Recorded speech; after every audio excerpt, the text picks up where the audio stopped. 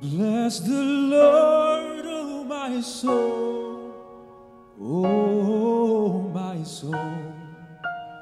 Worship His holy name. Sing like never before, oh my soul. I worship Your holy name. The sun comes up, it's a new day dawning. It's time to sing Your song again. Whatever may pass and whatever lies before me, let me be singing when the evening comes. Bless the Lord, oh my soul, oh my soul. Worship His holy name. Sing like never before, oh my soul. I worship Your holy name. You're rich in love and You're slow to anger. Your name is great and Your heart is kind. For all Your goodness I will keep on singing. 10,000 reasons for my heart to find. Bless the Lord, oh my soul, oh my soul. Worship His holy name. Sing like never before, oh my soul. Worship Your holy name. I worship Your holy name. I worship Your holy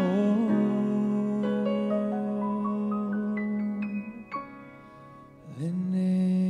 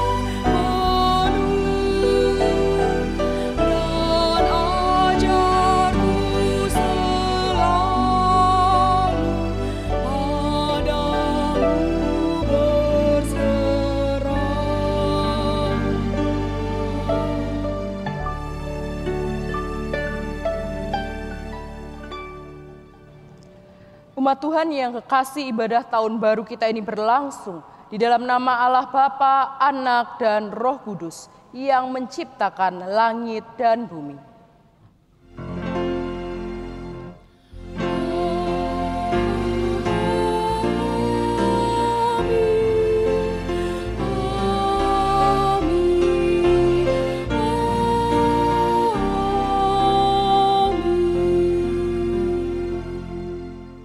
Kasih setia Allah besertamu dan besertamu juga.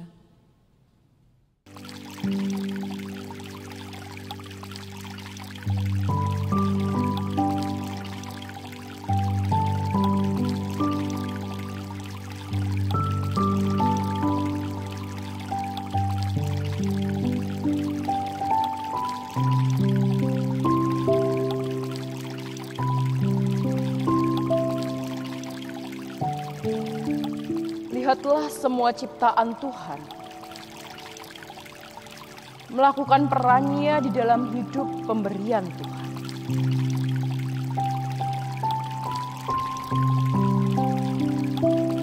Diciptakan dalam keteraturan, saling menopang agar tercipta kehidupan yang harmoni.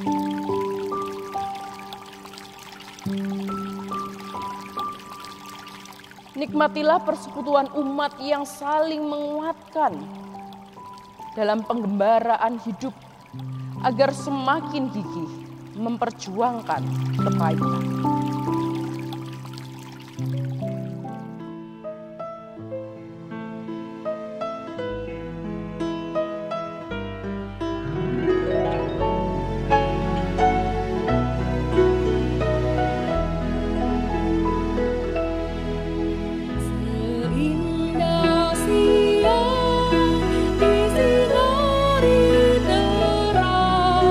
Cara Tuhan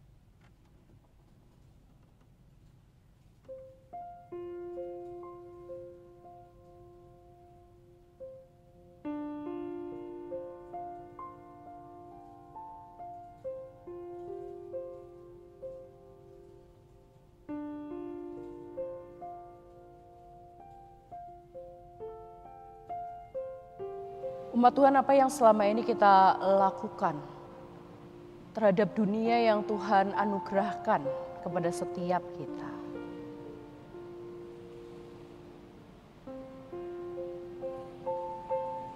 Sudahkah kita merawat kehidupan ini?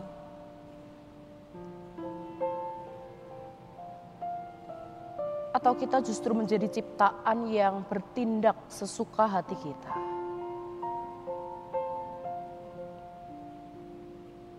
Merasa diri paling berkuasa dan merusak seluruh alam yang telah Tuhan anugerahkan tanpa mau tahu atau memikirkan nasib ciptaan lain.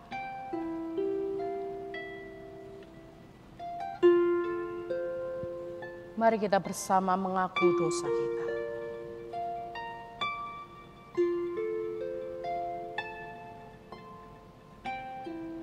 Mari kita berdoa. Kami melihat akan kelalaian kami. Bukti dari kegagalan kami menjaga hidup ini dalam harmoni cinta kasih.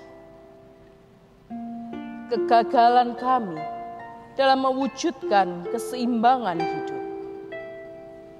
Tuhan, ampunilah kami.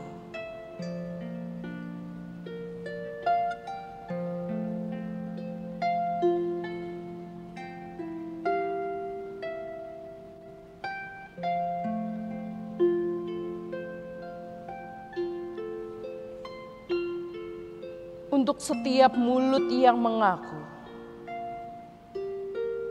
ampunilah kami, ya Tuhan.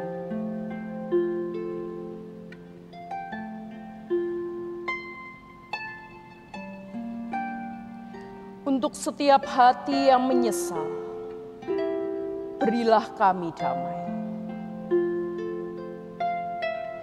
Untuk setiap penyesalan, kasihanilah kami, ya Tuhan. Dengarkanlah seruan kami di dalam nama Sang Penebus kami, Yesus Kristus. Amin. Yesus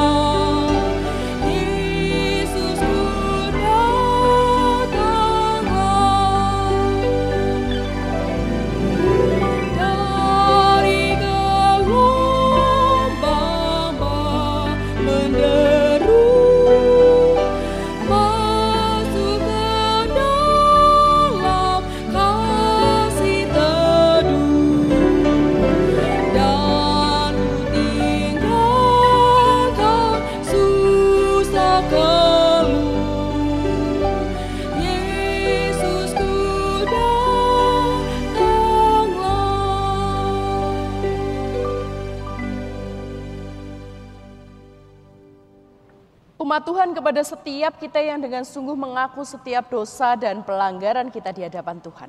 Dengarkanlah pengampunan yang dinyatakannya dalam kasih setianya menurut Amsal 16 ayat 6. Dengan kasih dan kesetiaan kesalahan diampuni. Karena takut akan Tuhan, orang menjauhi kejahatan.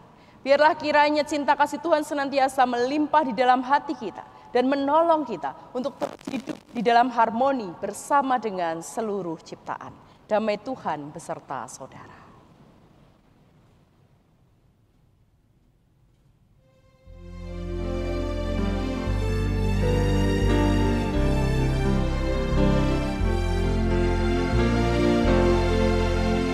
Di dalam kasih yang teguh telah datang Yesus Tuhanku, menghapus aib dan dosaku, Dia mengangkatku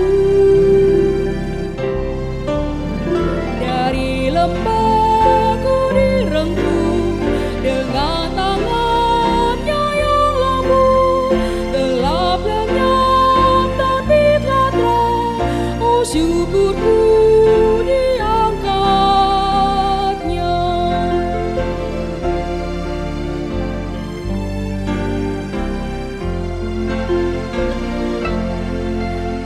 Semakin tinggi ku tampu, semakin damai hatiku, sebab kasih-Nya yang penuh, Dia mengangkatku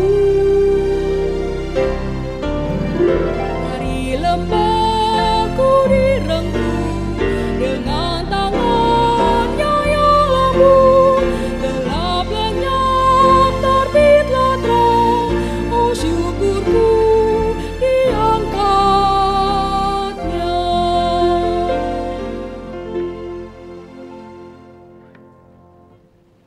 Umat Tuhan, di awal tahun 2020, kita dikejutkan karena tiba-tiba saja pandemi datang.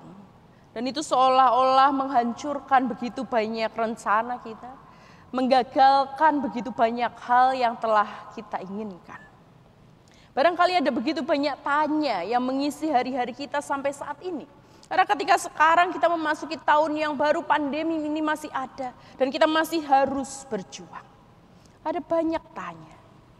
Namun sebagai orang beriman, marilah kita tetap percaya kepada rancangan Tuhan.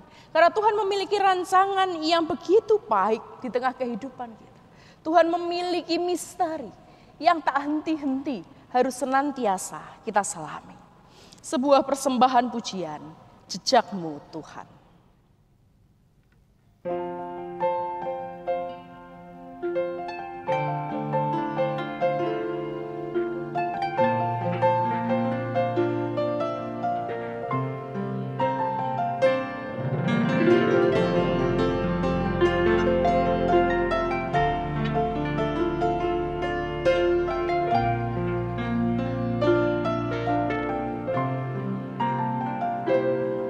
Sering ku tak mengerti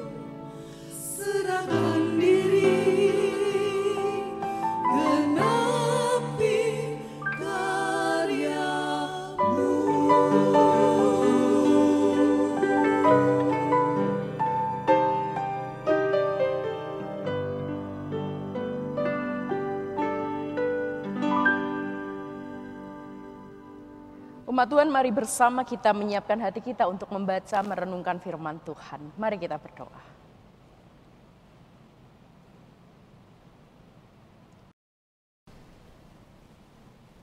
Ya Tuhan, kami tidak pernah tahu apa yang akan terjadi di dalam hari-hari kami. Bahkan seringkali kami terkejut dengan begitu banyak hal yang datang begitu tiba-tiba. Di awal tahun 2020, kami dikejutkan karena pandemi menghampiri kehidupan kami. Dan kini ketika kami memasuki tahun 2021, pandemi itu juga masih ada bersama-sama dengan kami. Karenanya Tuhan, dengan segala kerendahan hati kami memohon hikmat Tuhan menolong setiap kami, sehingga kami sungguh boleh merenungkan firman Tuhan untuk mengetahui apa yang harus kami kerjakan, apa yang harus kami lakukan di dalam kehidupan kami. Dengan penuh rasa syukur menyongsong tahun baru yang Tuhan anugerahkan bagi kami. Pimpinlah kami dengan Roh Kudus-Mu ya Tuhan, sehingga kami boleh memahami firman Tuhan dan juga melakukannya di dalam kehidupan kami. Dan hamba-Mu yang lemah ini pakailah, sehingga mampu berkata-kata sesuai dengan apa yang Tuhan ingin sampaikan kepada umat Tuhan saat ini. Kami menyerahkan waktu ini ke dalam tangan kasih Kristus. Di dalam nama Tuhan kami berdoa. Amin. Umat Tuhan, pengkhotbah mengingatkan kepada kita bahwa terhadap segala sesuatu ada masa dan waktunya. Karena itu dengarkanlah firman Tuhan menurut Pengkhotbah 3, ayatnya yang pertama sampai 13, sebagaimana diceritakan di dalam video berikut.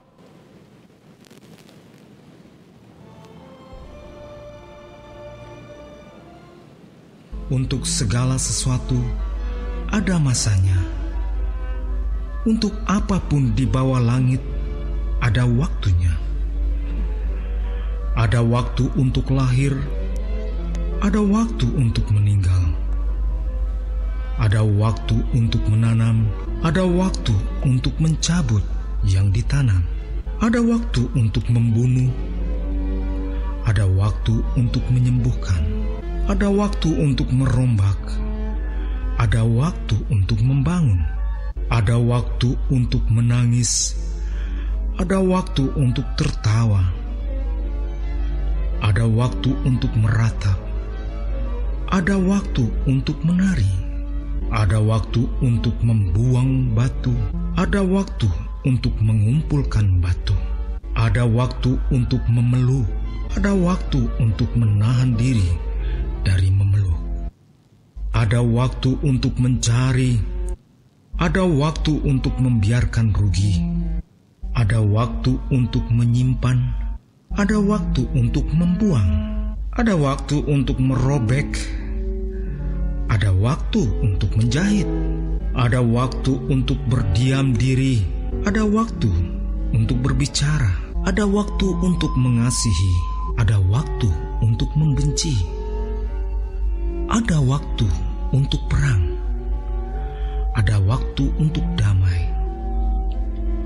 Apakah untung pekerja dari yang dikerjakannya dengan berjerih payah? Aku telah melihat pekerjaan yang diberikan Allah kepada anak-anak manusia untuk melelahkan dirinya. Ia membuat segala sesuatu indah pada waktunya. Bahkan ia memberikan kekekalan dalam hati mereka. Tetapi manusia tidak dapat menyelami pekerjaan yang dilakukan Allah dari awal sampai akhir. Aku tahu bahwa untuk mereka tak ada yang lebih baik daripada bersuka-suka dan menikmati kesenangan dalam hidup mereka, dan bahwa setiap orang dapat makan, minum dan menikmati kesenangan dalam segala jerih payahnya. Itu juga adalah pemberian Allah.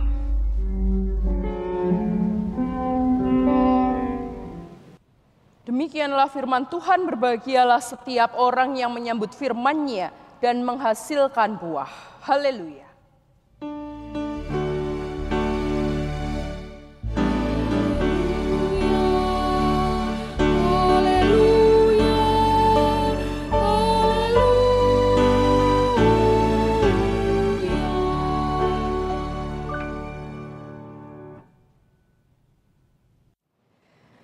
Jemaat Tuhan, selamat tahun baru 2021. Di awal renungan ini saya ingin mengajak kita untuk jalan-jalan sebentar gitu ya dengan memori kita. Mari coba kita ingat apa yang terjadi atau fenomena apa yang muncul di ibu kota khususnya pada pertengahan masa PSBB. Kita ingat awal 2020, Januari, Februari kita menjalannya seperti biasa. Tapi Februari akhir Indonesia mulai yang sebelumnya kebal corona gitu ya. Mulai ada kasus corona nih di Februari. Maret kasus corona meningkat dan sampai saat ini kita masih berjuang dengan corona. Nah, ketika angka corona tinggi kemudian pemerintah menetapkan PSBB. Ada satu fenomena yang terjadi banyak diliput oleh banyak orang. Masih ingatkah kita? Saya ingat betul ketika PSBB pertengahan gitu, sudah berjalan PSBB. Maka banyak sekali status-status WA, upload Instagram, upload Facebook.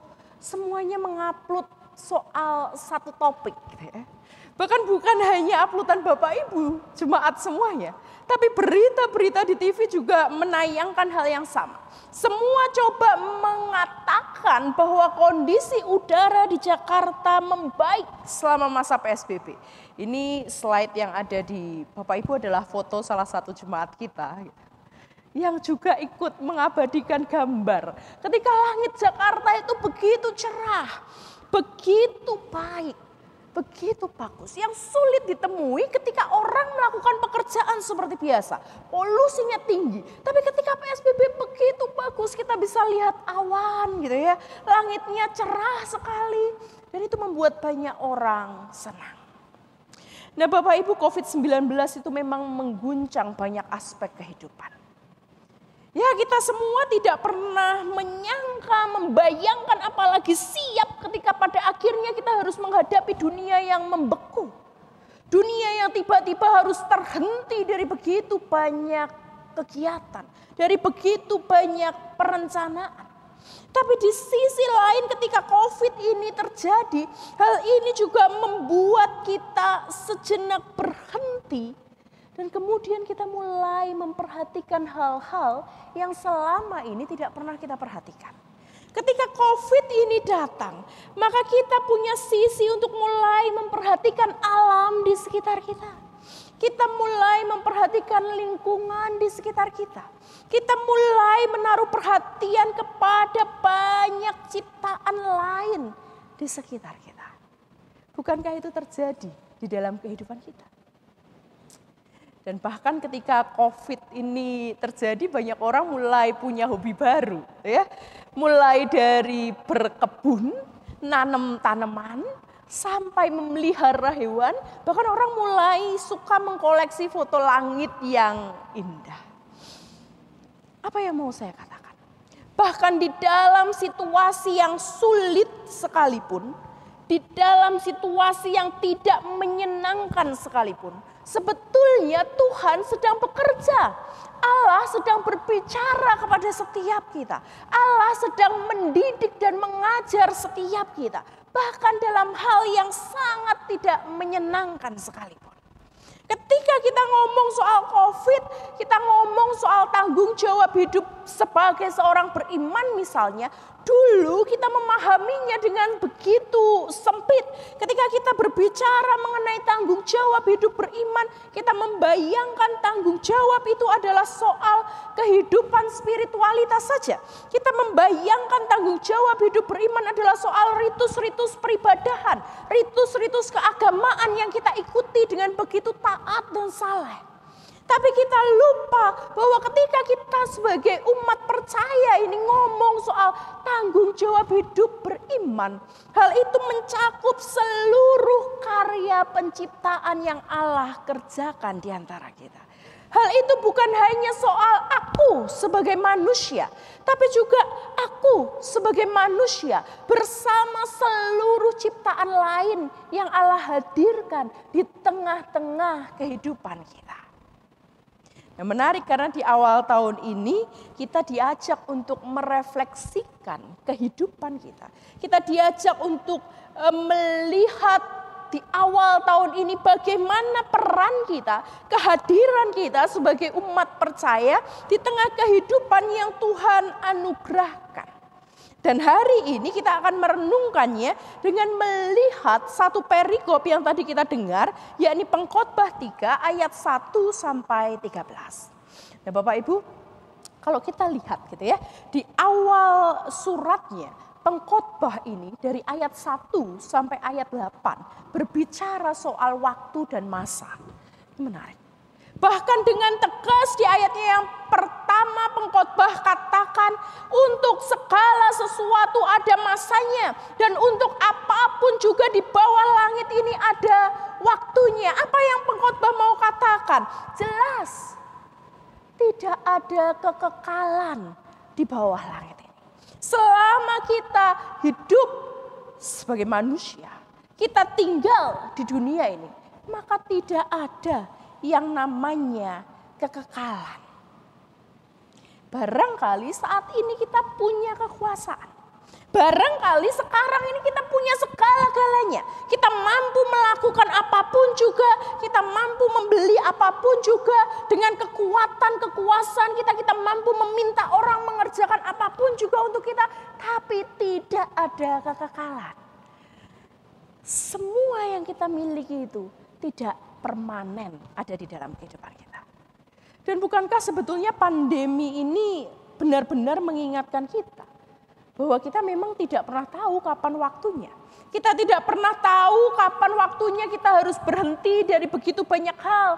Kapan waktunya kita harus meninggalkan begitu banyak hal. Kapan waktunya kita harus betul-betul melepaskan begitu banyak hal yang sebelumnya kita miliki. Rencana-rencana yang kita punya.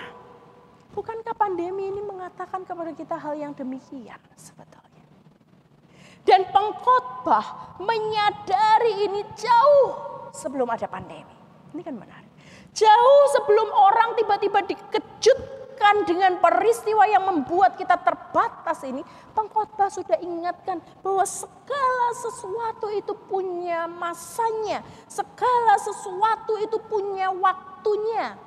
Bahkan kemudian di ayat 2 sampai 8 dengan lebih konkret Pengkhotbah coba memberikan gambaran soal keterbatasan itu dengan menampilkan dua hal yang saling bertentangan. Dua hal itu coba Pengkhotbah gambarkan dari ayat 2 sampai 8 bertentangan, baik itu lawan paralel atau bertentangan dalam konteks destruktif, konstruktif, bisa juga bertentangan secara emosional. Kita coba lihat. Di ayat yang kedua, Pengkhotbah mengawali dengan mengatakan ada waktu untuk lahir, ada waktu untuk meninggal. Ada waktu untuk menanam, ada waktu untuk menuai. Bukankah ini lawan yang paralel? Setiap kematian, setiap kelahiran pasti akan dibarengi dengan kematian. Setiap ada kelahiran pasti juga ada waktu kematian. Begitupun juga ketika kita menanam sesuatu. Setiap ada yang ditanam, maka akan ada yang menuai. Lawan yang paralel. Ayat yang ketiga, ada waktu untuk membunuh, ada waktu untuk menyembuhkan, ada waktu untuk merombak, ada waktu untuk membangun. Ini soal yang destruktif dan konstruktif gitu ya. Ada sesuatu yang destruktif, kadang menghancurkan sesuatu, tetapi di balik yang destruktif itu juga ada yang konstruktif, yang membangun sesuatu. Ada waktu untuk menangis, ada waktu untuk tertawa, ada waktu untuk meratap, ada waktu untuk menari. Ini soal emosional. Ada saat ketika kita harus menangis, sedih, tapi ada saat di mana kita bisa tertawa, kita bisa menari, emosional. Ayat yang kelima, ada waktu untuk membuang batu, ada waktu untuk mengumpulkan batu. Barangkali yang ini agak membingungkan gitu ya. Karena rasanya tidak sejalan, tidak senada dengan yang bawahnya. Ada waktu untuk memeluk, ada waktu untuk menahan diri memeluk. Nah Bapak Ibu menurut Midras Rabbah gitu ya, ini Midras rabi-rabi Yahudi yang coba menafsirkan kitab Perjanjian Lama gitu ya. Persoalan membuang batu dan mengumpulkan batu itu berbicara soal ikatan relasional gitu. Secara lebih jauh lebih intim gitu. Maka ada waktu ketika orang harus menahan persoalan seksualitas tapi juga mengeluarkannya gitu ya, mewujudkannya. Ada waktu soal membuang batu, ada waktu soal mengumpulkan batu. Ngomong soal apa? Relasi. Dua dikotomi soal relasi. Ayat yang ke-6, ada waktu untuk mencari, ada waktu untuk membiarkan rugi, ada waktu untuk menyimpan, ada waktu untuk membuang. Bukankah ini juga berbicara tentang lawan yang paralel? Ketika kita bekerja, kita mencari untung, maka ada kalanya kita mendapat, ada kalanya kita merugi. Ketika kita menyimpan, kita menabung, ada kalanya kita memang menyimpan itu dan ada waktunya kita harus mengeluarkan itu. Lawan yang paralel. Ada waktu untuk merobek, ada waktu untuk menjahit, ada waktu untuk berdiam diri, ada waktu untuk berbicara. Ayat 7 ngomong soal apa? Konteksnya kedukaan. Merobek, menjahit, berdiam diri dan berbicara. Menggambarkan situasi duka yang biasa dialami oleh orang Yahudi dengan merobek pakaiannya ketika dia berduka. Ada waktunya. Bahkan ayat yang ke-8 kembali soal emosional diingatkan. Ada waktu mengasihi, ada waktu membenci, ada waktu perang, ada waktu untuk berdamai. Pertanyaannya, mengapa pengkhotbah harus menjelaskan segala keterbatasan ini? Apa sih yang sebetulnya ingin pengkhotbah sampaikan dengan semua contoh-contohnya ini? Apa yang sebetulnya coba dikatakan? Nah Bapak Ibu, karena segala sesuatu itu memiliki waktunya, maka sebagai bagian dari waktu tersebut, kita harus menjaga keseimbangan dalam setiap peristiwa. Karena semua itu ada keterbatasannya, ada masa-masanya. Maka sebagai bagian dari masa itu, kitalah yang harus menjaga keseimbangannya. Kita yang harus menjaga harmoni di dalam waktu yang Tuhan anugerahkan. Nah, tanggung jawab hidup beriman, tadi di awal saya sudah katakan. Tanggung jawab hidup beriman tidak hanya berhenti pada ketaatan atau kehidupan saleh di dalam ritus keagamaan. Enggak. Hari ini ketika kita merenungkan soal pengkhotbah dan pesannya kepada kita, maka seharusnya kita meyakini bahwa tanggung jawab hidup beriman itu juga mencakup berbicara tentang kemampuan kita untuk menjaga harmoni antar ciptaan. Kemampuan kita di dalam hidup beriman ini untuk mampu mensyukuri, menikmati setiap karya anugerah Tuhan. Dan di sana kita mengerjakannya dengan sebuah harmoni. Bukan untuk mengeksploitasi, bukan untuk memanfaatkannya bagi kepentingan kita sendiri. Itu yang mau coba dikatakan. Ada keterbatasan manusia dan karena itu segala sesuatu yang ada di antara kita tidak seharusnya kita pergunakan untuk kepentingan kita sendiri. Bukan untuk kepentingan kita sendiri.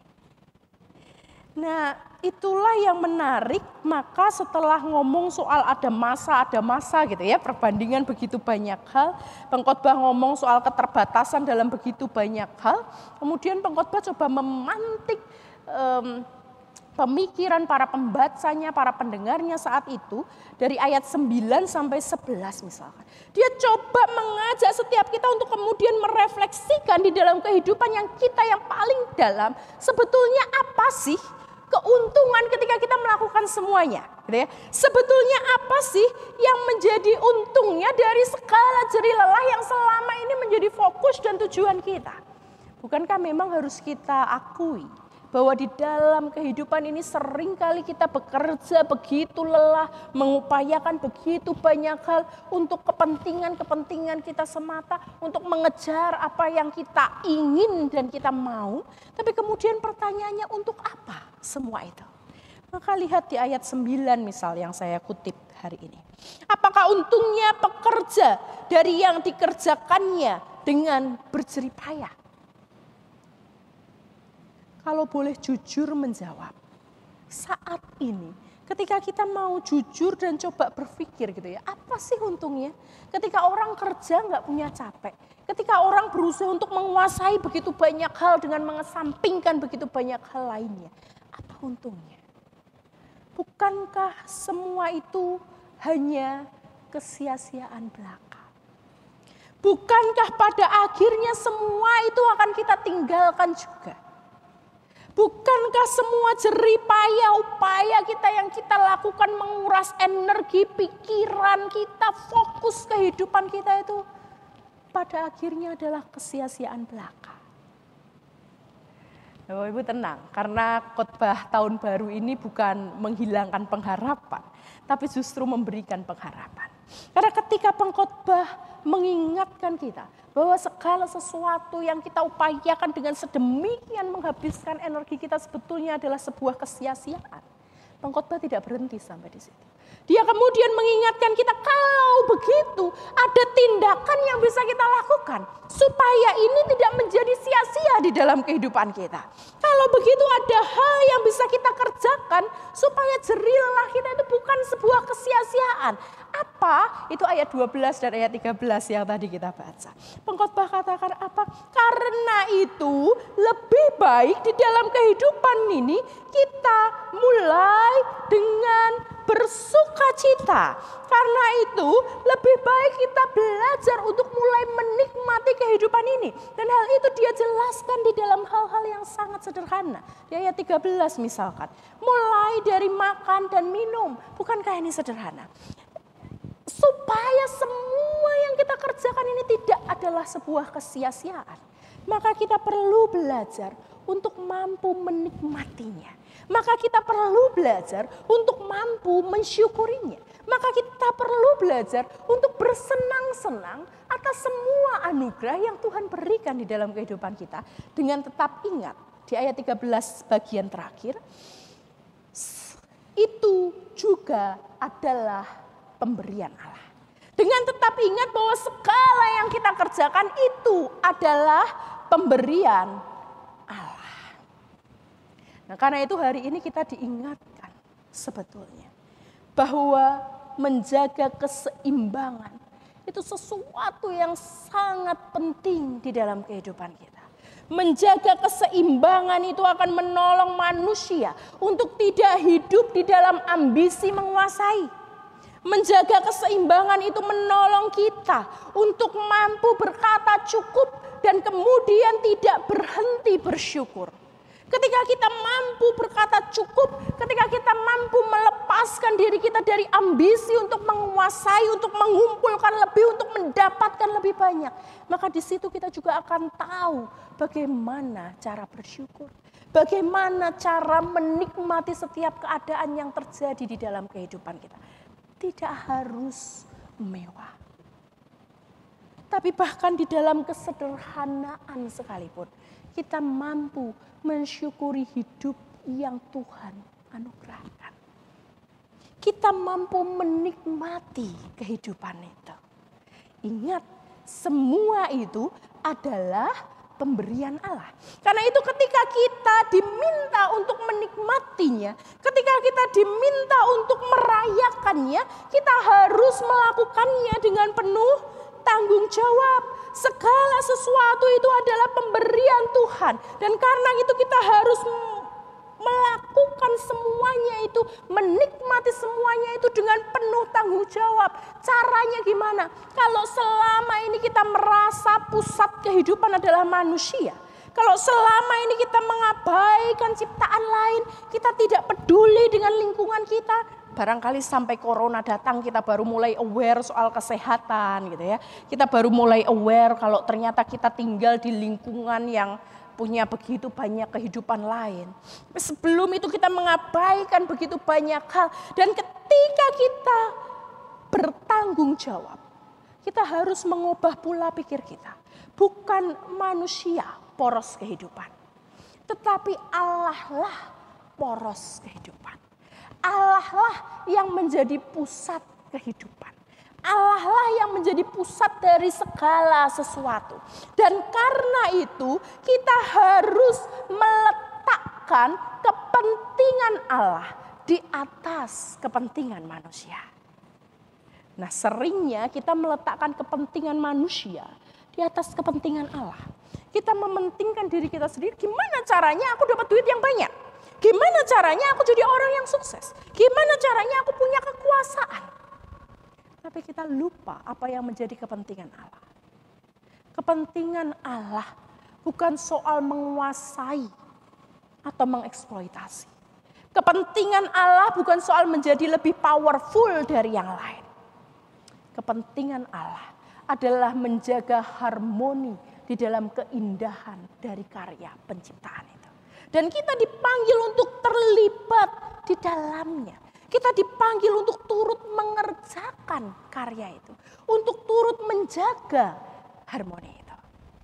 Karena itu baik bagi kita di awal tahun ini. Sebelum kita mulai perjalanan 1 tahun yang Tuhan anugerahkan 2021. Mari kita coba merefleksikannya di dalam hidup kita.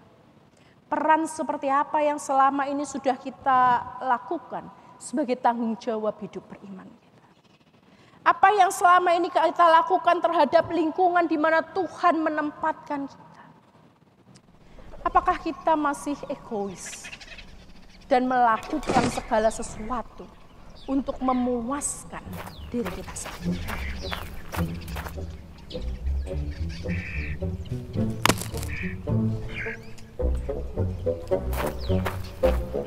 Barangkali ini adalah kehidupan kita dulu. Tapi kita coba ingat, segala yang ada yang Tuhan ciptakan kita pengen kuasai semua. Ular kita jadikan sepatu kulit. Ayam kita gelonggong, kita bunuh, kita goreng. Semua untuk memenuhi keinginan kita, kebutuhan kita.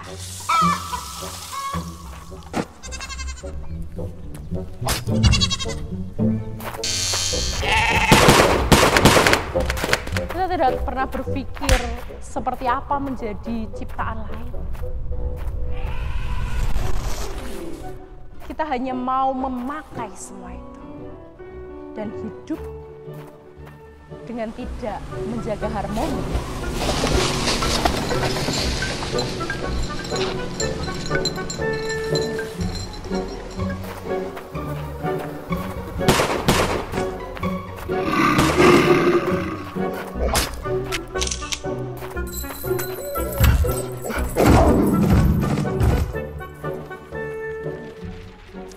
Hutan dan pohon kita ubah, bukan hanya menjadi kertas, tapi juga menjadi gedung-gedung bertingkat.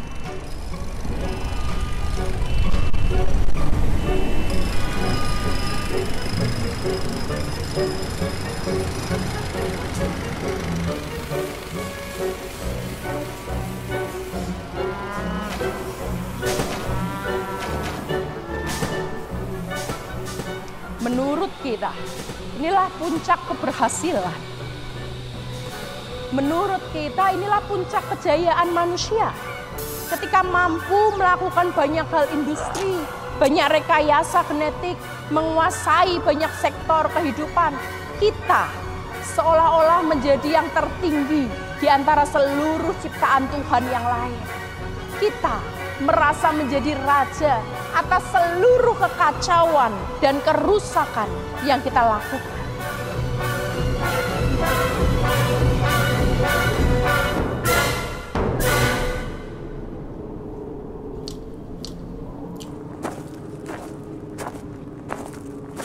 Pernahkah kita berpikir dampak dari segala yang telah kita kerjakan ini?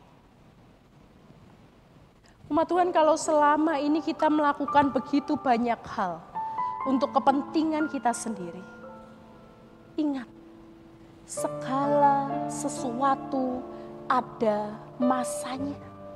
Segala sesuatu ada waktunya. Kita tidak selalu berkuasa atas segala hal.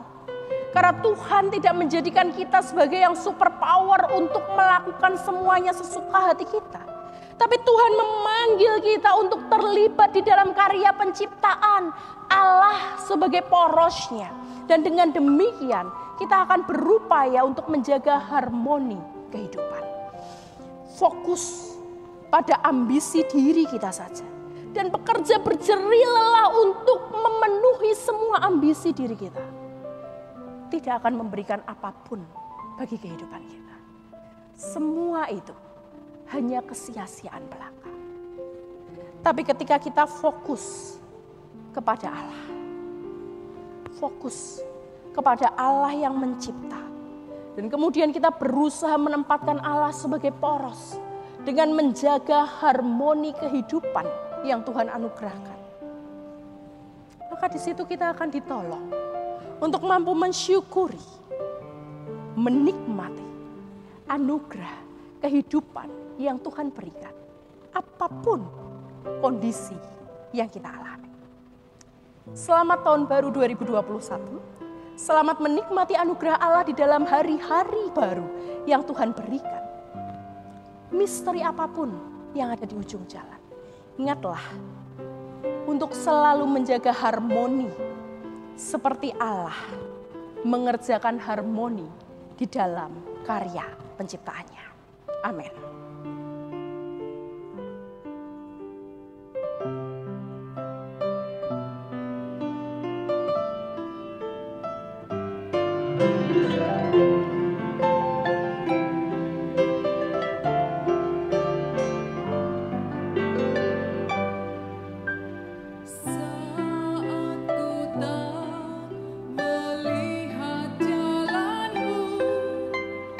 Saat ku tak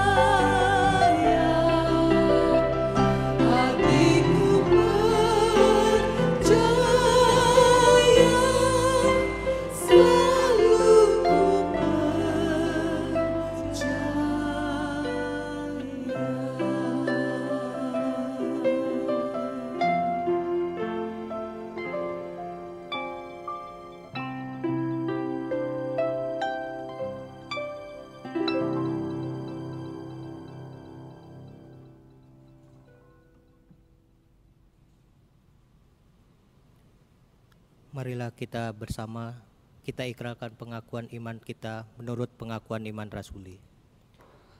Aku percaya kepada Allah, Bapa yang Maha Kuasa, Khalik langit dan bumi, dan kepada Yesus Kristus, anaknya yang tunggal, Tuhan kita, yang dikandung dari Roh Kudus, lahir dari anak darah Maria, yang menderita sengsara di bawah pemerintahan Pontius Pilatus, disalibkan, mati dan dikuburkan, turun ke dalam kerajaan maut, pada hari yang ketiga, bangkit pula dari antara orang mati, naik ke surga, duduk di sebelah kanan Allah, Bapa yang Maha Kuasa, dan dari sana Ia akan datang untuk menghakimi orang yang percaya, yang hidup dan yang mati. Aku percaya kepada Roh Kudus, gereja yang kudus dan am, persekutuan orang kudus, pengampunan dosa, kebangkitan orang mati, dan hidup yang kekal. Amin. Umat Tuhan, mari bersama kita menyatukan hati kita untuk menaikkan setiap syafaat kita. Mari kita berdoa. Tuhan, kami bersyukur untuk anugerah tahun baru yang Tuhan berikan kepada setiap kami.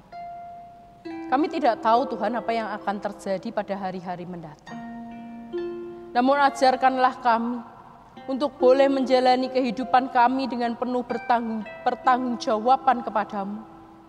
Ajarkanlah kami untuk di dalam menjalani hari-hari kami ini, kami menjalaninya dengan menjaga harmoni kehidupan. Sehingga kami tidak lagi mementingkan diri kami semata, namun kami boleh meletakkan kepentingan-Mu di atas setiap kepentingan kami. Tuhan, kami berdoa untuk pandemi yang masih ada bersama dengan kami. Kami percaya Engkau Allah memiliki rancangan dan rencana terhadap setiap peristiwa ini. Maka ajarkanlah kami sekalipun tidak mudah untuk boleh menjalani hari-hari kami dengan kembali mengingat akan kondisi kesehatan kami, mengingat akan keselamatan sesama kami, dan dengan demikian kami boleh lebih menghargai hidup yang Tuhan berikan, namun juga lebih menghargai ciptaan lain selain manusia. Tuhan, tolonglah setiap para medis yang bekerja, setiap pemerintah di dalam upaya vaksin yang sedang dilakukan, setiap orang yang masih bergumul di dalam penyakit ini, biarlah Tuhan tolong. Untuk gereja Tuhan, biarlah juga Tuhan berkati senantiasa, sehingga sekalipun melakukan aktivitas di tengah keterbatasan karena pandemi, gereja Tuhan justru boleh semakin menjalankan panggilannya untuk hadir membawa berkat dan bersaksi, mempersaksikan nama Kristus. Pakailah jemaat-jemaat-Mu untuk boleh mensupport setiap bentuk kegiatan yang gereja Tuhan ini lakukan. Dan biarlah gereja Tuhan boleh melakukan dan mengerjakan kepercayaan yang jemaat Tuhan berikan dengan penuh tanggung jawab kepada Tuhan dan umat Tuhan. Kami ingin menaikkan setiap doa kami, permohonan kami, segala sesuatu yang kami butuhkan ke dalam nama Tuhan kami Yesus Kristus. Karena kami percaya Engkau mengetahui segalanya. Dan karenanya kami ingin mengakhiri doa ini dengan bersama-sama berdoa menurut doa yang Tuhan ajarkan kepada kami. Bapa kami yang di surga, dikuduskanlah nama-Mu. Datanglah kerajaan-Mu, jadilah kehendak-Mu di bumi seperti di surga. Berikanlah kami pada hari ini makanan kami yang secukupnya, dan ampunilah kami akan kesalahan kami seperti kami juga mengampuni orang yang bersalah kepada kami. Dan janganlah membawa kami ke dalam pencobaan, tetapi lepaskanlah kami daripada yang jahat. Karena Engkaulah yang punya kerajaan dan kuasa dan kemuliaan sampai selama-lamanya. Amin. Sungguh layak bersyukur kepada Yesus Kristus, Sang Kepala Gereja. Aku tahu, ya Allahku, bahwa Engkau adalah penguji hati dan berkenan pada keikhlasan, maka aku pun mempersembahkan semuanya, itu dengan sukarela dan tulus ikhlas. Dan sekarang umat-Mu yang hadir di sini telah kulihat memberikan persembahan sukarela kepadamu dengan sukacita. 1 Tawari 29 ayat 17a. Bagi jemaat yang rindu untuk memberikan persembahan syukurnya, dapat mengirimkannya dengan cara transfer pada rekening GKI Cinere di Bank Mandiri dengan nomor 101 00 801 4582 atau melalui scan QR code.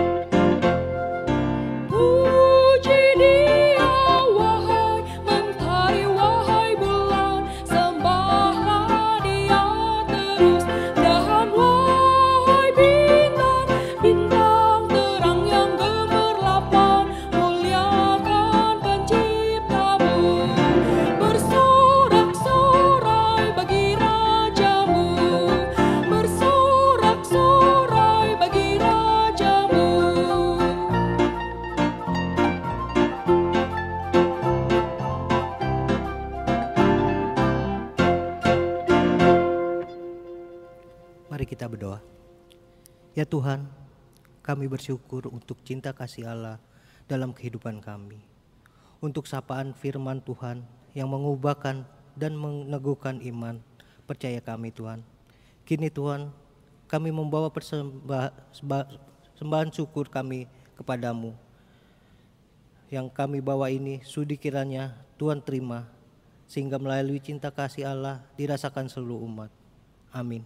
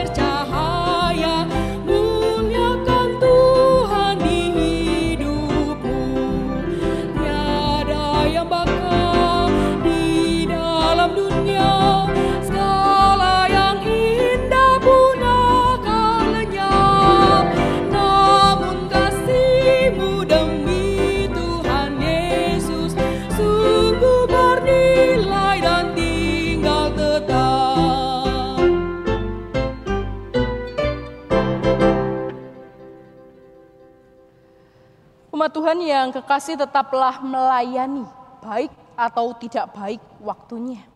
Tetaplah hadir bagi setiap orang yang membutuhkan tanpa batas. Tetaplah perjuangkan keadilan dan kebaikan bagi semua makhluk. Karena Tuhan mengutus kita. Dan Dia pula lah yang meneguhkan dan memberkati pelayanan kita. Lakukanlah dan kerjakanlah di dalam berkat dari Tuhan. Tuhan memberkati kita dan melindungi kita. Tuhan menyinari kita dengan wajah-Nya dan memberi kita kasih karunia.